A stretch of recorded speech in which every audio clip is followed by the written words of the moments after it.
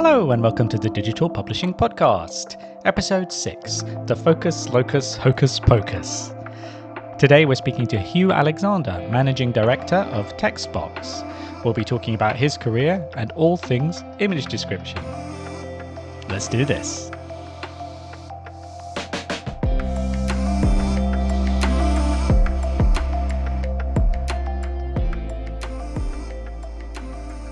Huw, thank you so much for joining me for the Digital Publishing Podcast. How are you doing this morning? Oh, very good. The sun is shining. Thank you very much for inviting me along. Been an avid listener. So Excellent. Following in the footsteps of giants a bit. So hopefully this won't be too boring for you. Not at all. A fellow giant. Huw's been somebody I've known for a long time who's been an inspiration to me as I've gone through particularly this transitional part of my own career. So Huw, I'm thrilled to have you on. Thank you for coming today in this very belated summer, which is nice to finally have. Finally arrived, finally. Yes, and if anybody hears me make some funny noises, hay fever is extremely cruel this year, so I may be dashing away from the mic to sneeze. No problem. Allergies aside, Huw, could you just introduce yourself to people who may not know you out there and tell us what it is that you do? Sure. I'm Huw Alexander. I'm Managing Director of textBOX, and textBOX specialise in image description, working with a variety of clients, publishers, universities, various different organisations. Specialising in image description. We also provide accreditation for the quality of accessibility statements.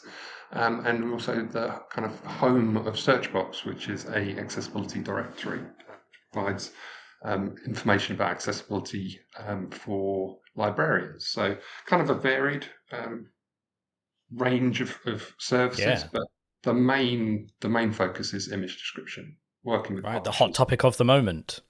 Indeed, yeah, you can't get away from image description. How kind of tricky it is for publishers to get right. So yeah, it's an interesting time. Absolutely. Busy. It looks like you got in there before a lot of people realised how big this was going to be, that they were all going to need it. How did you know to set up textBOX kind of just in time like this? Yeah, I'd love to say that I just knew it was all going to happen and it all worked out perfectly. But I think I've been very lucky, to be honest, in terms of the timing. I originally worked for a large kind of academic publisher, for Sage. And in that role, I kind of originally, this is going back in the day, I was rights manager, and part of that role was providing files for librarians, accessible files, PDF files back in the day. And I just found it quite interesting talking to librarians. And then when I transitioned across to my role in digital sales, looking after ebook sales and stuff, I took that part with me. And jumping, this is 2005, 2006, jumping forward to 2015, I think we had a massive client in the US who just turned around, one of the universities there, and said, all of your content has to be accessible, all of it has to have image descriptions. And it was a big ask, 6 months to do it. And there was very few vendors out there that could do the work at all, let alone the quality of it. It's like none of them offered that kind of service. So it just made me think, just like, this is important for a lot of students who need access. There's increased amounts of legislation coming through, and it just made me think it's a very niche area, but that I could specialize in that. So I kind of went away, and one of the things that I thought about when I was starting out the company was how difficult it was to get started when you're looking at images, especially complex images in the kind of academic world. Some of them are quite frightening. It's just, how do you get started? So I developed a method to kind of approach this and built that method out, and just thought, there's something here. The more I was speaking to, I've been around in publishing, a while. I'm old, so speaking to various publishers across the board, just hearing the issues they were facing, and also speaking to librarians and students, and hearing the problems they were facing with kind of learning outcomes, dropout rates. So there was just this kind of disconnect, and publishers were looking to fix it. So that's the main reason I kind of set up textBOX. It was just kind of, we can make a small difference to this issue, and help publishers. And that's one of the things I really love about publishing, and my role and career. Publishing is a lovely place to work, really lovely people. But accessible publishing is even lovelier. You get to meet some librarians who are doing just phenomenal work, and kind of accessibility officers who are doing amazing things every day helping people. And there's such a sense of community, and willingness to help and share ideas. Whereas in kind of corporate world or publishing, there's a competitiveness between publishers. But within the accessibility kind of sphere, there's a willingness to help and say, look, I did this and it really didn't work, or I did this and it was fantastic. And I just love that space. It's a really nice place to work. And I really like kind of helping out people, and just sharing ideas, and putting people in touch with people. Like a publisher might need X, Y, or Z, and I kind of know someone who does that. Or that's kind of one of the things that I really love my job for. It's just being able to put good people together and pay it forward. Exactly, and you see results from it. You see publishers, building accessible content, better content. You see librarians getting responses. I remember back in the day, librarians asking for accessible content, and they'd wait 6 weeks for a response and stuff like that. And by then the module's over, the students quit, and it's just like, you're not creating a fair kind of playing field for the users and the readers. So it's great to help out. It's great to see the progress that's been made, especially in the last few years. And it's not perfect. I'm not saying it's perfect, but it's so much better than it was 10 years ago. So it feels like people are working together and towards a common goal almost. So it's great to see. It's really promising, and it's great from the whole publishing industry. They've done a good job, and it's getting better all the time. Yeah, all it needed was the threat of legal problems to get everybody sparked interaction. Yeah, the legal stick always helps. I remember back in the day, kind of Amazon doing anything would push a publisher to do something. I remember Amazon requiring, cover images in a separate file or something. It was like, Panic Station's got to get it done in like a week and like 4,000 files. So yeah, Amazon kind of click their fingers, or a government kind of brings in new legislation. It's a good driver. So going back to the original question, I think I've been quite lucky in terms of that legal aspect of driving publishers towards, or kind of speeding them up. But I think publishing in general is moving that way, just to make more kind of intuitive content. But I think the kind of new legislation has really sped things up. So right place, right time. Right. And what about the right idea? It seems like your USP, what you brought to this, was more of a kind of conceptual framework about describing images, rather than a kind of technique. Is that how you think of it? Yeah. That kind of, when I'm speaking to people, and when I do a lot of kind of reviews of existing old text, and just like looking at it and thinking, does this actually work? So I built the model, the Focus Locus model, and it's really simple. It's basically working from the kind of generic down to the details. So you kind of introduce the image, you provide structural information so you can help with that kind of visualization aspect, and then you provide the details. So and that applies to every single different type of image. So whether it's a bar chart or a pie chart or an infographic, you can work through these steps, and it just made it much easier. Because otherwise, I found I was coming to an image and thinking, oh, how do I do this one? When you got that kind of focus locus approach, you kind of like, I'm going to start here. I'm going to work through these steps, and it just makes it kind of more of a systemic kind of approach. You've got a framework to work to, and as you carry on doing it, as you've done your 53rd different flowchart, you're like, I know how to do this. You're looking at at the approach. So yeah, there's no standards. There's no standards for image description. WCAG just says provide an image description for non-text content, and that's all you've got. That's as close as you've got for rules. So developing rules and a framework to work in just makes it kind of a little bit easier, and gives you something to reference. I work with clients and provide training, things like that, and they have these kind of rules to look back on. So it's not just, oh, I have to remember all this now, but they've got a series, a reference guide afterwards. Think, this is really important, and that's why I always recommend for publishers, when they're thinking about image description, think about your publisher, your content, and develop a style guide that you can give to your authors or whoever's doing the image description for you.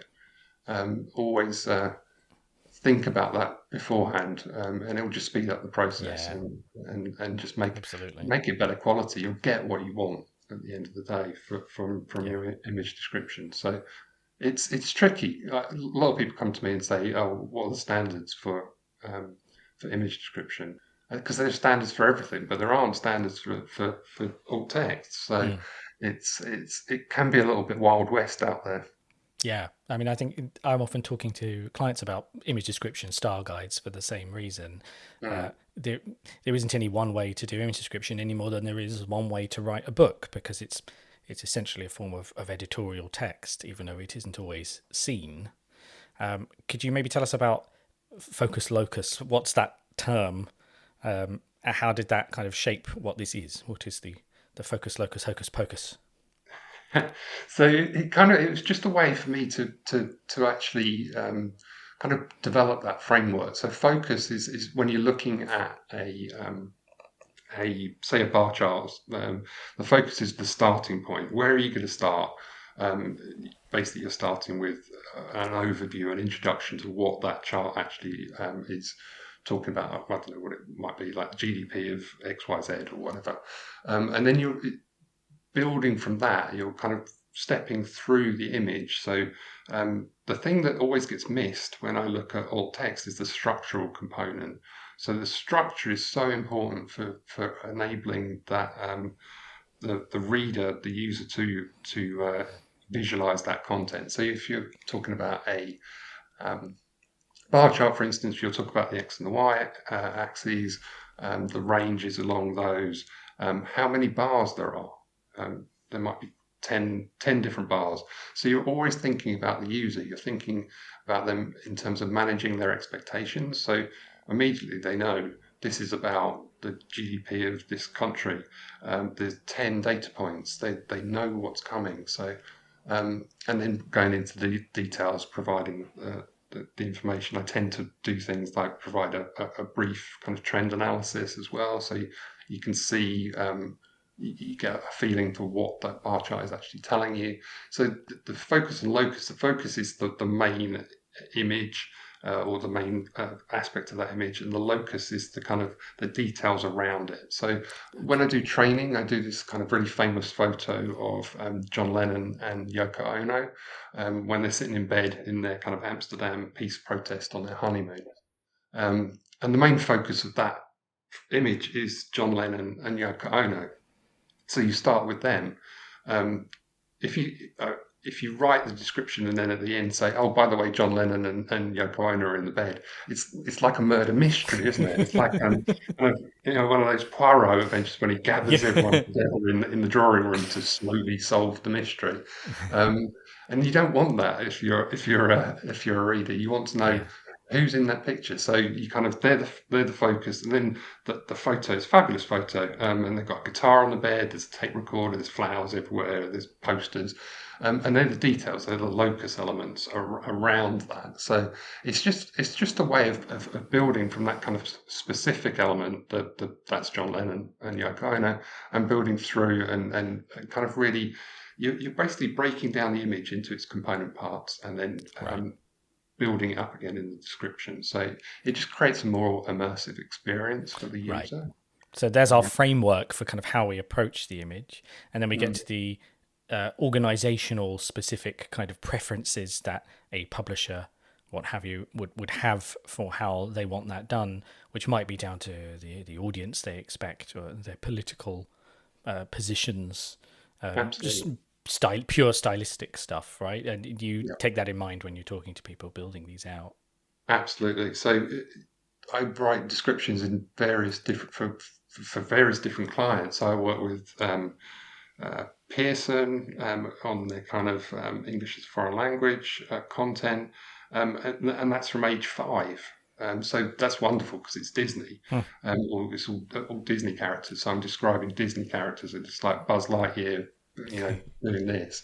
And then the next day I'll be working for the American Psychological Association, who've got really kind of complex diagrams about the kind of brain or something like that. So it's very, very different. So you need, as an organization or a publisher, you need to think about your content in terms of how the context of it, the purpose of that content, and your audience as well. And that's something that kind of AI struggles with. It struggles with context. It struggles with what's the purpose of this image, what's it doing, and who's the audience as well. So human beings have got still got a role to play in that. They kind of understand context a bit more. So but yeah, it's just so important for publishers to have their own style guide and think about their own content, because alt text is content too. It needs to.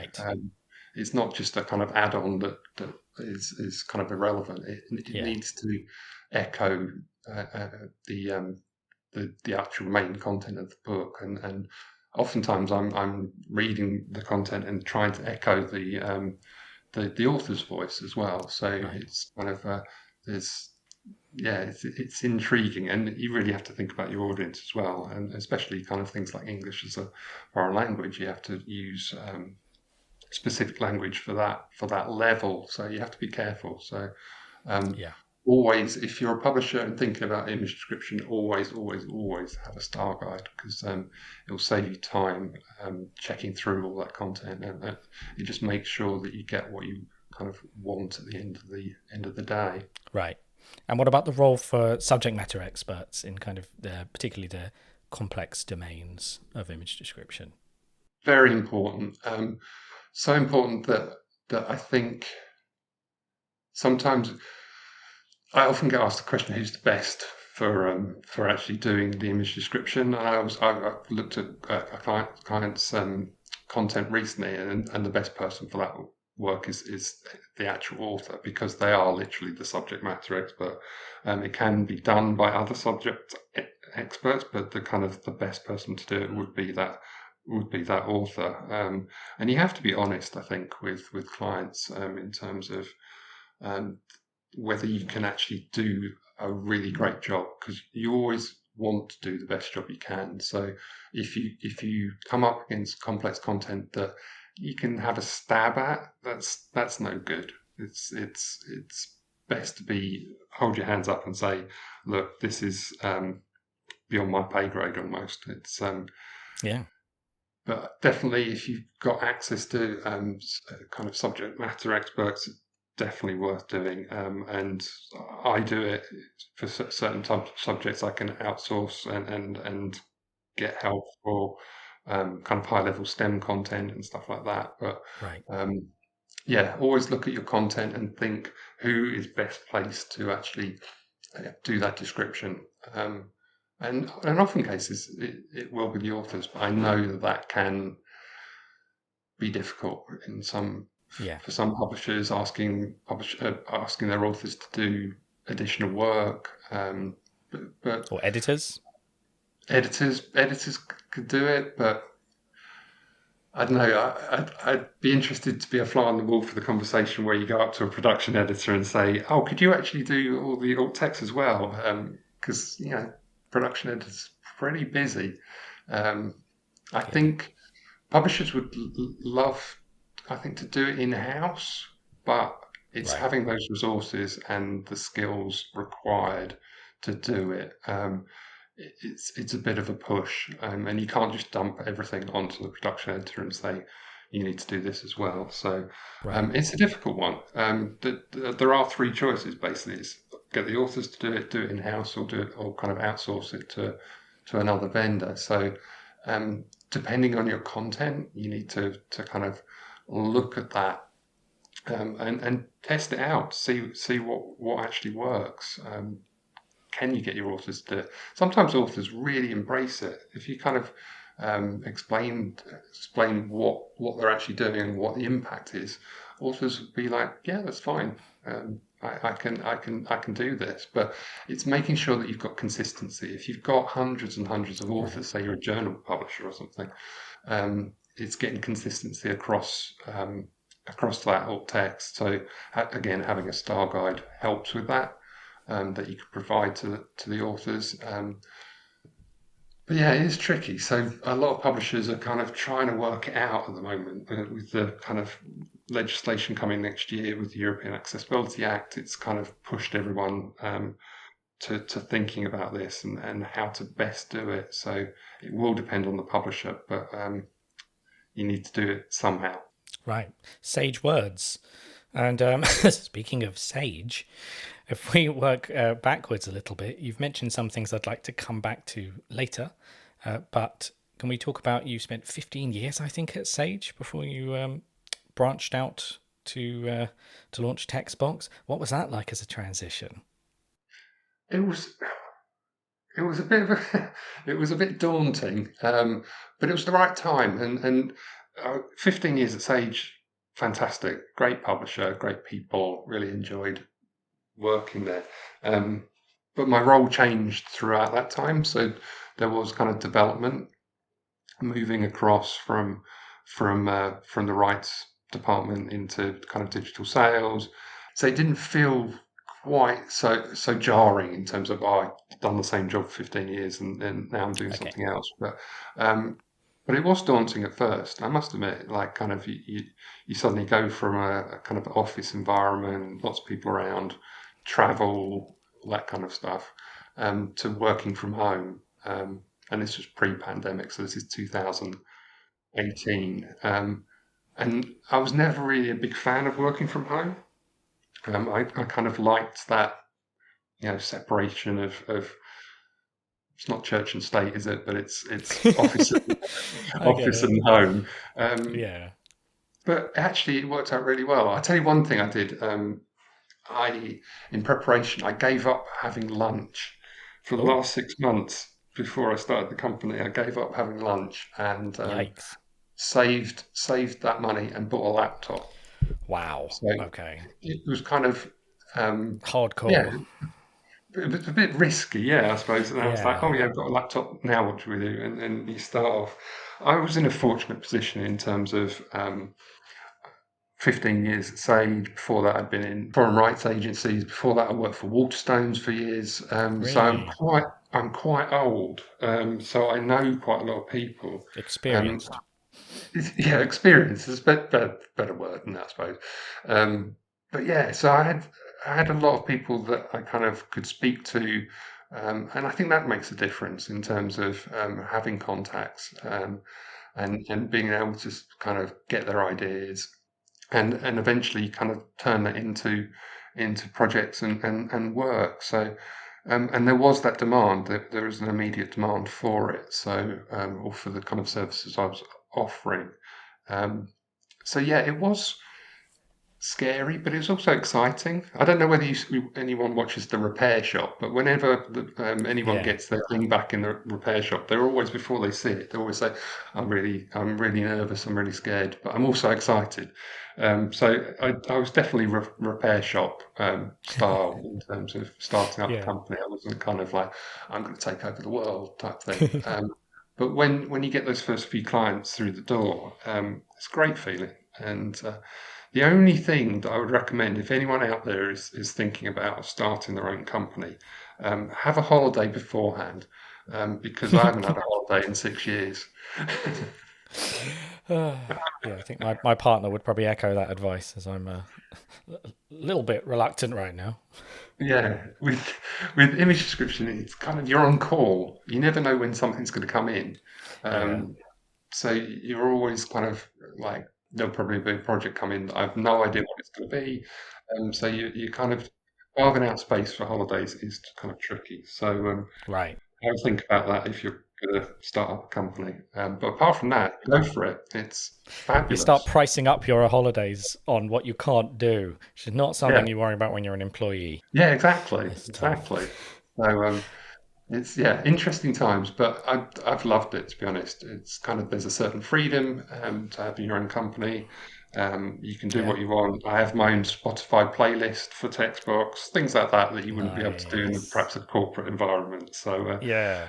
it's fun, and you get to work with a lot of different publishers, a lot of different companies that you get insights into how they work, and it's a really nice environment to be in. So Right.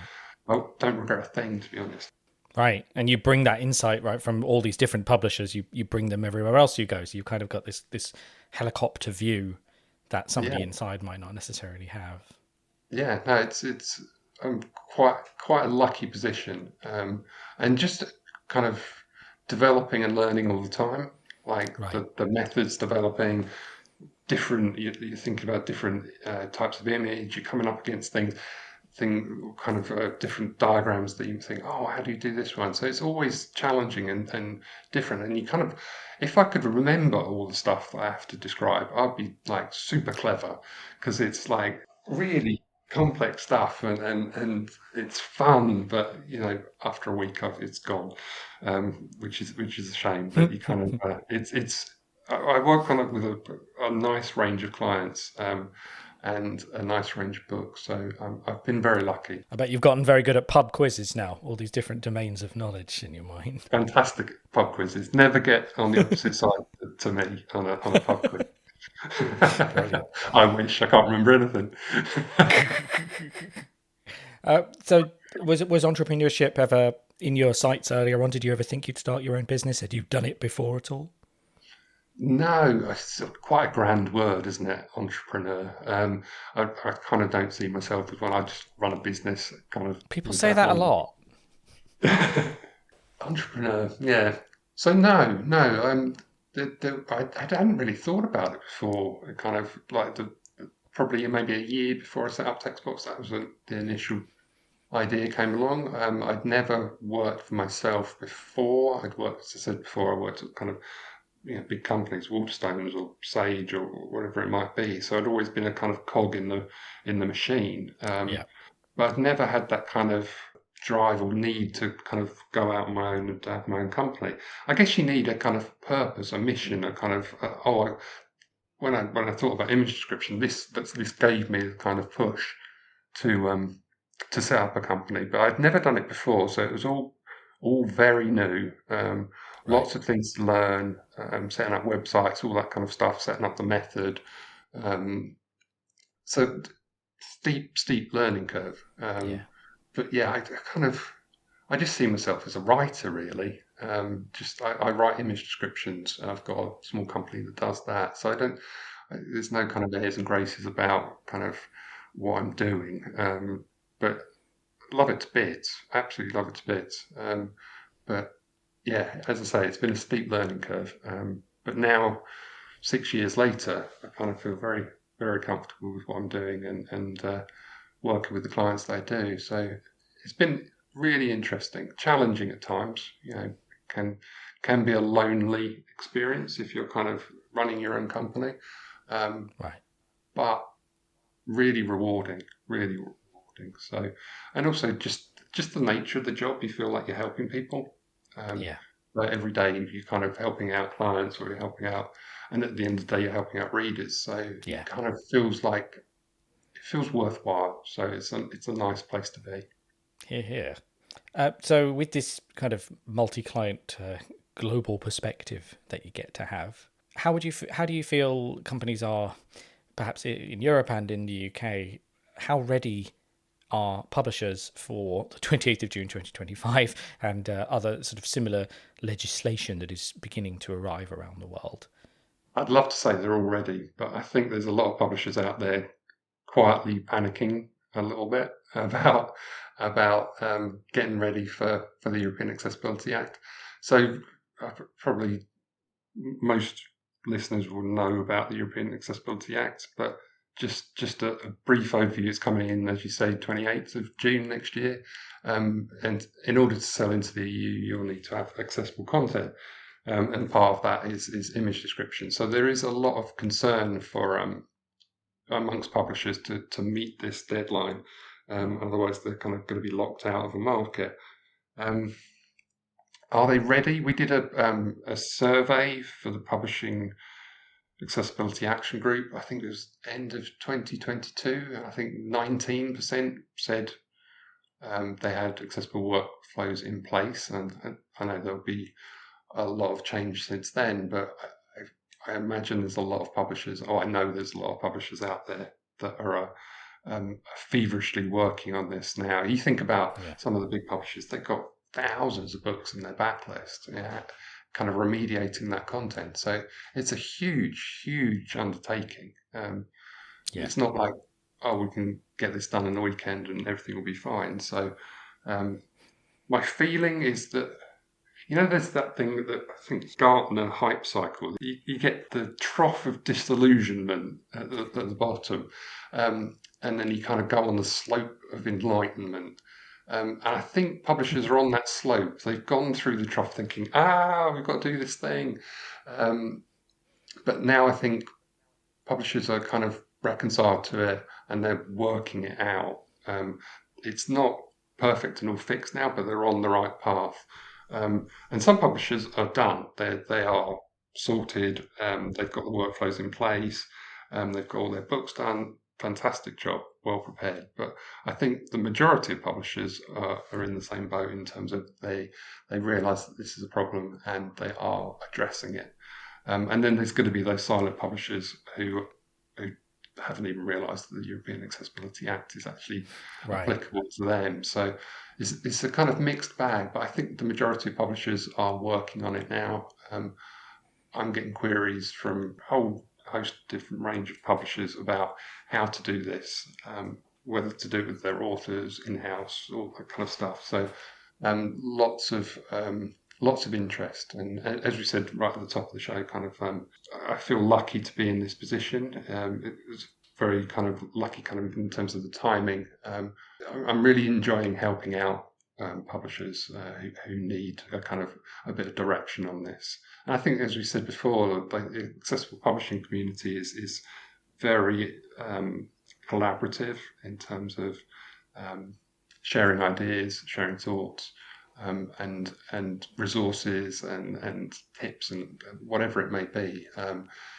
There seems to be a camaraderie in terms of we're all in this together, and we need to kind of make sure we're ready for next year. So it'll be interesting to see what happens when the legislation comes in, how many publishers feel they're ready for it. So we just need to help each other out. Yeah. And do you get a sense that, aside from selling into the EU, do you get a sense that similar legislation will arrive for the UK directly anytime soon? Maybe a mirror of the EAA? I don't really get that sense at the moment. I mean, we're talking in the middle of an election campaign, so there may be a new government in place in 2 weeks' time. I seem to remember there were some rumours some years ago about a mirror for the EAA coming to the UK. There were quiet whisperings. Yeah, it was like, is that going to come through? And I think, well, a similar thing happened with the public sector bodies legislation for public sector bodies, of course, but things like universities, government, which came through in 2018 to 2020. But that was kind of was agreed before Brexit. So they kind of pushed ahead with that as part of kind of assimilating all the kind of laws across from Europe. Um, but this has come later. So I do remember, as you say, that there was kind of talk of it, but I think it's going to get lost a little bit. It's kind of not a high priority initially for perhaps a new government.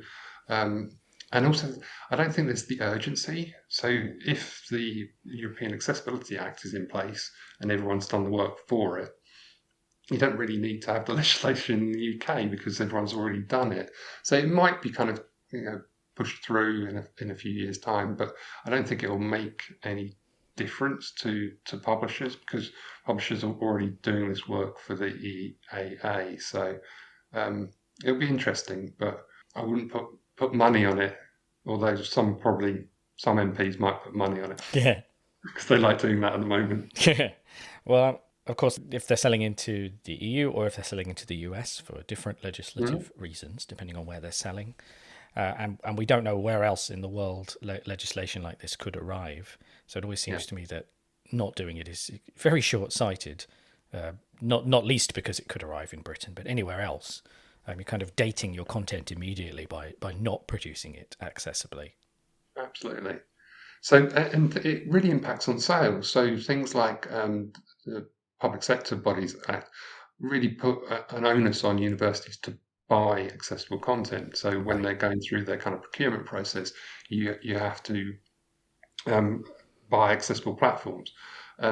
So that the universities are on the hook for that, but the providers currently are not. So if you're a ebook aggregator, you can sell it through and not be accessible. But um, with that legislation coming through, it really kind of sharpened the minds of universities to procure accessible content. So if you're a publisher with inaccessible content, you're not going to make those sales at the end of the day because those universities are going to choose other textbooks or content for their courses. So I think it's a matter of keeping up with the Joneses almost. If you're sitting here and your competitor's got accessible content, then you're going to lose out at the end of the day.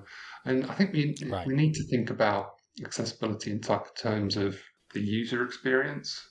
You're making more intuitive, better content at the end of the day. So it's not just about this kind of small niche with accessibility. We don't need to think about it. It's about building really great content for your users and really putting your users first. So it's important to think about that in terms of not just about legislation, about the quality of the content.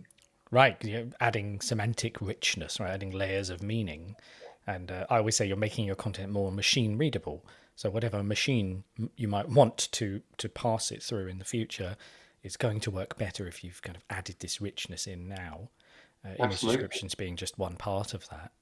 Yeah, it improves discoverability. So you think about something like open access journals or something. If you've got fantastic image descriptions in there, you're going to draw in readers from search. So there's so many benefits to accessibility. It's just making at the end of the day, you're just making better content. It's that's a really good point about open access. We have an open access guest coming soon, in fact, to talk about that area of things. But that's a really good point. Of course, doing all this brilliant accessibility work is not perhaps as useful if you haven't told your users that you've done it and you haven't made that clear to them. So perhaps this is our moment to talk a bit about accessibility statements and the other major string to your bow. Do you want to tell us a little bit about that? Yeah, so accessibility statements is something that I've worked on with Alistair McNaught for 6 years now. We did a project in 2018 called the Aspire project, and we worked with hundreds of librarians from around the country to evaluate the quality of accessibility statements in the publishing industry. And this was part of the introduction of the public sector bodies legislation. We were just seeing how librarians, universities could view the accessible content of publishers. So we went out and looked at all the statements across the publishing industry, and the results were not good. So on the Aspire score, we set up criteria of certain amounts of information, and it's like kind of pretty basic stuff. It's like, is there contact information available? Do you use DRM on your content and things like that? And when we got the results back, publishers ended up with an average of 13%. In terms of the quality of their statement, of the information in their statement, and ebook platforms got a little bit higher, 22%, and it was kind of eye opening that this information wasn't out there. So we set up Aspire to kind of address this in terms of talking to publishers and platforms about telling their story, because it wasn't about publishers not doing this work, not being accessible, not having accessible content. They just weren't telling anyone. So they're doing all this massive investment in accessibility, but then not actually telling anyone through a statement. And it just seemed bizarre, because publishers love a bit of marketing, Yeah. but they weren't doing an accessibility statement. So we're kind of, the Aspire project kind of focuses on making an accessibility statement user focused, using that statement as a kind of marketing tool, and also as a kind of engagement forum. So essentially, a statement should talk about how a user can get the best from your book or from your product, or your platform, whatever it may be, and then you're telling the story of your content, and you're actually talking about what you're doing, how much investment you've made, how important it is to you, and then you're actually wanting feedback from your customers as well. So that kind of engagement. So it's a kind of living document, and so we offer that service. So we've worked with a lot of publishers, particularly a lot of platforms, because platforms tend to be a bit more customer facing. They're dealing with customers every day. And we've got those scores up. So now we've got, I think, getting on for 30 publishers and platforms who've got 100% scores. Where can people see these? We make it freely available. It's on the textBOX website. And there's an Aspire section. Or if you just put Aspire accessibility statements into Google, it'll come up. And we have a platform list and a publisher list, and you can go on there. It's aimed at librarians. So librarians can go on there for free. It's a free service. And see the quality of the statement, kind of rankings. It's basically a league table of publishers and platforms. And they use that as part of their procurement process. So they kind of look at these lists and decide on which publisher to work with and which platform to work with. So it's a way of it's a window on publishing accessibility. And publishers are doing a fantastic job. But they do sometimes struggle to tell that story and make sure that their users actually know that the content has image descriptions or whatever kind of accessibility aspect it has. But it's been really interesting and really kind of heartwarming almost to see the improvement over that kind of 6-year period. So now we're seeing repeat customers coming through saying we want our Aspire each year type thing. So review each year. So it's a nice place to be, and I think it's a reflection of what publishers are doing in their work, and it's one of those corporate social kind of responsibility things. It's a great story to tell. You're doing all this fabulous work and you don't tell anyone. Well, what's the point really? It's an easy win, I think, for publishers to talk about accessibility and really engage with their users. Right. You talked about it as telling your story as this kind of living document. How pro forma is an accessibility statement in terms of things that must be in their order it must be in versus it being a creative document? It's interesting because going back to the public sector bodies, so the government created a template for universities. So every university, every public sector body had to have a accessibility statement, and now they all have. So actually having that legislation made a difference. But the government template is literally a template. You need to use this structure. these headings.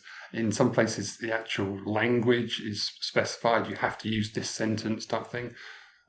Publishers, platforms, of course, aren't public sector, so you don't need to use that kind of template. So you can think about your own publisher, your own style, your house style, and do that. So with Aspire, there's 15 criteria to get to the top mark. As long as you have those criteria in some form in your statement, then it's fine. You can design it however you want. You can have a beautifully written introduction. You can have images or whatever it may be. What fits with your style? So we're not kind of dictating, oh, you need to have this regimented template, because nobody wants that. It's a bit dull, isn't it? Yeah. But so as long as you meet the criteria within the style of your statement, you can design it however you want. And an academic publisher's statement is going to be very different from a fiction publisher's trade statement, or a children's publisher, whatever it may be. So we need to be flexible around that. So we do take that into consideration with the review process. So and we're completely transparent about the criteria. It's not a kind of gotcha, you didn't do this. It's like, these are the criteria, this is what you need to do. There's explainers about it all. The Aspire project is about encouragement. It's not kind of, there's no carrot and stick type approach. There's no stick. It's all about, this is what you need. This is how you can do it. We'll help you. We'll point things out. The results aren't published until you're happy with them. So it's not like, oh, this publisher got 20% and we're going to kind of name and shame them in public. It's all about working with that publisher or that platform to get the best result, and then publishing their results at the end when they're happy. So it's kind of, again, it's collaboration, and making sure that everyone's telling that story to the best of their ability, and helping their readers, and at the end of the day, encouraging more readers to that publisher or that platform. So making a bit of money at the end. Yeah. And of course, there's that link to sales, right? When you're talking about librarians using this to assess, and anyone who's planning a syllabus and looking for text might be looking at that. Of course, the other place to look is accessibility metadata. How would you describe the relationship between accessibility statements and accessibility metadata per book? Accessibility metadata is a kind of component, so that would be something you would mention in your statement. The accessibility statements are kind of, want of a better word, that helicopter view. Yeah. These are the things we're doing as a company. This is our content. This is what we offer, and then you can kind of talk about the kind of more granular aspects of it, like, oh, there's image descriptions in our books, or whatever it may be. And then talking about those data feeds, whether it's Onyx or the data within an EPUB file or whatever it might be. Within the statement, we provide this information to the retail outlets. The issue kind of sometimes with data is that the vendors aren't displaying that content, which is a shame. It kind of is a bit chicken and eggs situation. Some publishers are providing it, some publishers aren't. Are the vendors displaying it? I did a talk last week for Vital Source, who have done a really good job on displaying that content. So they're taking all of those data feeds, the Onyx, the EPUB file, and actually displaying that information on their website. So it's informing the decision making of the readers. So they're going on, oh, I need this book, and they can see all of the aspects of accessibility, or accessibility features within that book. So, but that's not every vendor's doing that. So there is definitely a relationship between statement and metadata. So the metadata fits within that statement as a kind of feature that a publisher is making. So, and we talked about the kind of open access, or it's making sure that you're telling everyone the story of your content. With digital, it's very different from print in terms of, you can go into a bookshop and look at print books and read the back and have a quick flick through and the cover, and but data is so important for digital content in terms of it's a marketing tool, really. It's telling customers what they need to know. So having that accessibility information in there as well just makes for a better product, and you're kind of broadening your reach in terms of customers. So if you think about if a competitor hasn't got that information and you're telling them, oh, you can do X, Y, and Z with this book, or it's got image descriptions, it's going to be more enticing. So Right. um, it's something the industry's really improved on, I think, over the last few years in terms of pushing out that data to the market. I just think the market needs to display that data a little bit better than they Yep. are at the moment. I think that's coming, but it's a slow process. Right. And it's a chicken and egg, because you have publishers needing to be encouraged to make data that may or may not even be displayed yet. Exactly. But once the platform starts switching this on, if you've not provided the data. Yeah, it's a tricky situation, but I think sometimes publishers need to take the plunge, and an editor has done a fantastic job with Onyx, adding extra codes to the Onyx feed that really covers so many bases It's for code different list types. 196. Yes, exactly. The magical 196, Yeah. which is incredibly detailed. So Yeah. it might sound, terribly dull, getting into kind of real weeds of metadata, but it's so important for making sure that each of your books has got kind of its own voice there that talks to the platforms, to the vendors, and then eventually to the user. Right. So it's an integral part, but because it's not visible, it can be forgotten about. But I think it's really improved over the last few years in terms of the publishers and platforms working together to make sure that people know about accessibility. Right. And as it becomes more visible, as more platforms start to display this, do you think that will put the fire under more publishers to make sure they're actually providing it? I think so, yeah. I think if more vendors are taking up and taking up that content and displaying it, then it's going to be a driver for change for publishers because, as I say, there's going to be your competitors are going to be doing it, and you're thinking, oh, I'm falling behind. And at the end of the day, publishers are interested in the kind of bottom line and sales, and if it's being impacted by something like a data feed, then publishers will need to address that. So uh, hopefully that'll just, the goal here is for the reader to be able to make kind of individual choices about the books that Right. they read. So you always need to focus on the individual, and accessibility statements, accessibility metadata are all key to making sure that book has a voice in terms of, at the end of the day, I'm a great book, I'm a great textbook, and you can use me in any way you want. So it's I think publishers get that now. But it is hard work. I'm not saying it's not. Kind of implementing a whole complex Onyx feed can take Yeah. time, but it's really worth it for future proofing your company. Right. And it's not a very difficult read to make that a demand of the European Accessibility Act, although it's not explicitly mentioned there.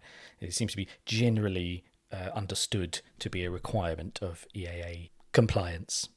And perhaps what you're saying is that's beside the point, actually. You should want to do it anyway, regardless of that, because it's about telling everybody the good work that you've done and making sure that users know it's there, and probably even reducing queries coming in about accessibility if you've put the metadata there in the first place.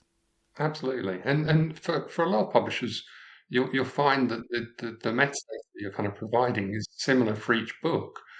So it's not like you're kind of reinventing the wheel every time. It's once you've done for, if you've got a list with fairly similar books across it, you can use the same kind of metadata approach for each one. So it's Right. not necessarily increasing your work, but it will increase your kind of reach to users and readers at the end of the day. So Yeah.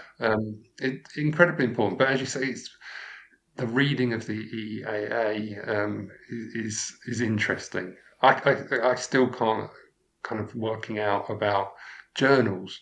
I can't I wonder why journals are not included in the EAA. It's all about ebooks. I'm like, Yeah.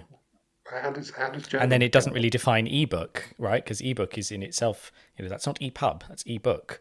That's not a specific format. So what counts as an ebook is not even defined there. It's like contracts and legislation is always a little bit grey, isn't it? Well, I think it will get less grey when some case law starts piling up. But of course, we don't have any of that yet.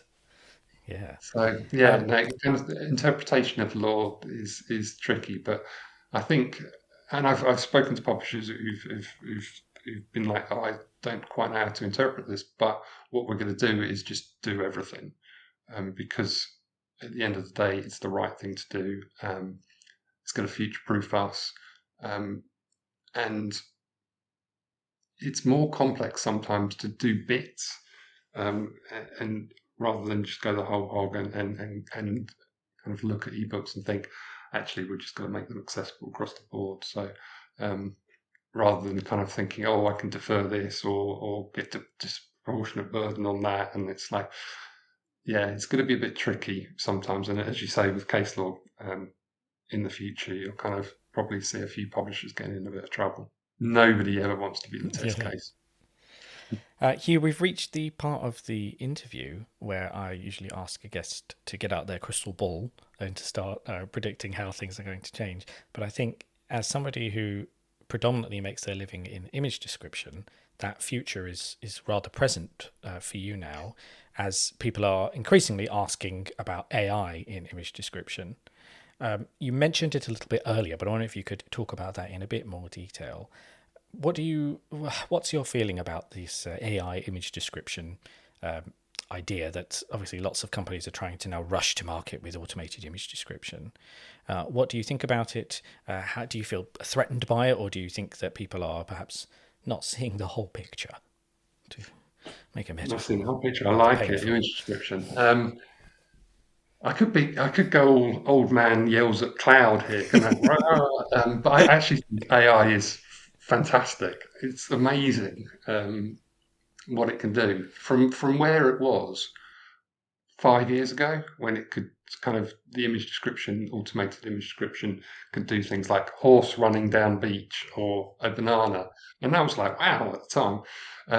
But now it is amazing what things like Chat GPT, Gemini, or whatever can do. I don't think at the moment it's brilliant. I think it's amazing, but I don't think it necessarily does the job quite as well as people hope. And for me, it's of course, it's a threat. I must admit, the question I've been asked most since setting up the company is, "Oh, do you just get AI to do it all?" And I just have to explain, no, it's just kind of me, humans, writing image descriptions. It's not some magic button that I press and everything's fixed. But AI is getting better, but it's not. As we were talking earlier, it doesn't understand audience, doesn't understand purpose, doesn't understand context. It tends to get a bit kind of, I've get carried away almost. It kind of. I did an example recently, which was like a sea eagle flying over a lake, and put that through AI, and it was talking about, there are little small boats on the lake, and there were no boats at all, and the sun is rising. The sun wasn't rising. All these kind of things, that little hallucinations it was kind of coming up with. And the other week I was looking. Actually, I'll read it to you.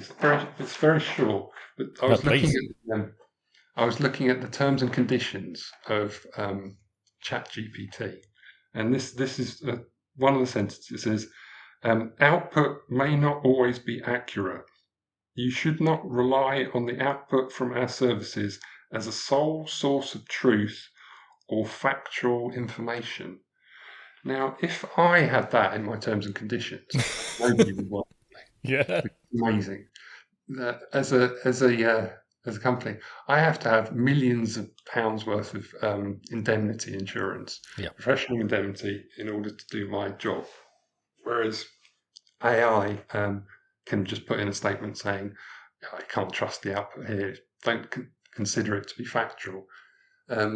So there is, I think AI will progress. Of course, it will progress. I'd love to see what it's going to be doing in 10 years' time. But at the moment, I think you'd be a brave publisher to go with AI. Brave is a generous term to use for that. Yes. Especially if you haven't got any humans in the loop. So, like, if there's no review process, then that's a huge risk you're taking. And yeah, AI can really struggle, especially with kind of complex diagrams.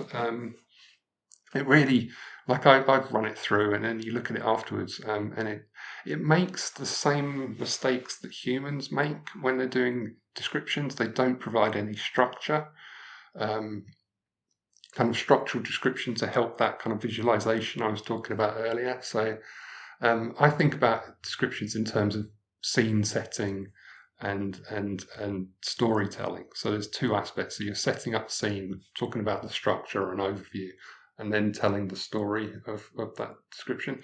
And AI kind of fails on those points. But it's going to be important. I've had clients that have introduced AI descriptions, and I've had clients that have had me sign contracts saying you can never use AI, which is interesting. Kind of poles apart within the industry. So I think I think about it in terms of a good enough threshold. So some publishers will think about what's good enough for them. They'll think of accessibility image descriptions as being low priority, not really committed to accessibility. It's a box ticking exercise, so they'll go full AI. That's enough. Who cares? Whereas some publishers, accessibility is a high priority. So good enough for those publishers is bespoke, human written kind of description. Right, so it's a culture thing. Yeah, so as a publishing culture, you're thinking about what's good enough for my publisher. If you've got if it's low priority, you'll go for low quality stuff. So you'll end up going for kind of non-human reviewed AI. So it really will be up to the publisher, but it's how that fits with your kind of messaging. In terms of, like, would you get AI to write your textbooks for you? You never do that. So you get a specialist in the subject. So why would alt text be any different? But yeah, I'm not saying AI is this terrible thing, but I think it's wonderful, and it's going to make a huge difference in many kind of areas of life in general, not just in publishing. But at the moment, the quality isn't there. It may look kind of good at the moment, but once you scratch beneath the surface, there are errors there. So I would recommend publishers, if you're working with AI, never leave it to do everything. Always have a review process in there to check the quality. But if I was a publisher, I'd wait a little bit in terms of seeing how AI develops in terms of the quality. But it's interesting times. It really is interesting times in terms of for my work. You're battling against robots. It's like you're waiting for Arnold Schwarzenegger Terminator to turn up and Skynet or whatever it's called. Yeah. Well, I mean, you could choose to bring in Skynet on your side, right? You could choose to use AI to make a start on these descriptions and then look over them, the human review. I've noticed there's an interesting debate that's forming around this question about. I think it's pretty well accepted that you can't just use AI for image description, but the question is, should you use it to write the basis of your image description and then a human goes over it, or is that actually not saving any time or money over a human just writing it from the get-go? That's the thing, isn't it? Yeah, because if you've got human intervention, like, why not just write the description anyway? So is it time saving? I'm not sure at the moment. But I think eventually there will be. I'm a big fan of Ian M. Banks' sci-fi books, and they have fantastic, clever AI in that that basically does everything, benign AI, and that's a wonderful goal, but I think it's a long way off at the Yeah. moment. It, it does need human intervention, and then if you're reviewing that content already and then rewriting and editing and whatever it may be, are you is it a benefit in terms of the speed of Yeah. it or Or money. Yeah. It's interesting to me that this is sort of seen as a cost-saving measure, but what you're actually doing is bringing in an additional party into the loop of image descriptions if you need a person as well. yeah. It's difficult. I think regular listeners will know from discussions I've had with other guests that I share your position on this. I'm skeptical of it at this point, not least because context is a difficult nut to crack.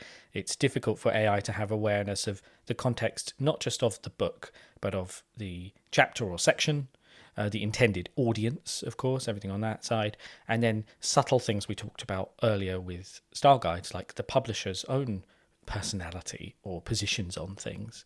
And that is quite a complex it's a complex stew of different ideas that result in the right image description for that particular image or for that for that particular work.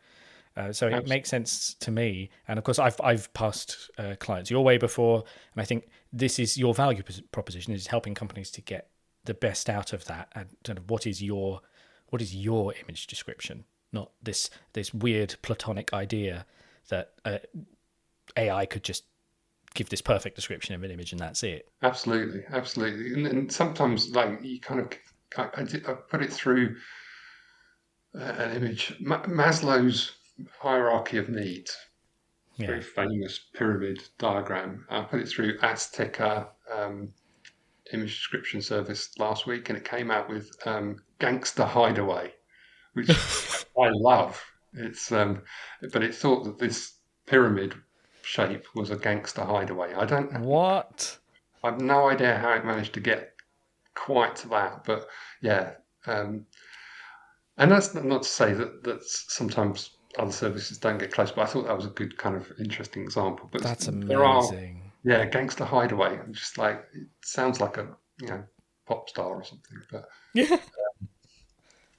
But yeah, but there are services that do a pretty good job, but it's not quite there yet.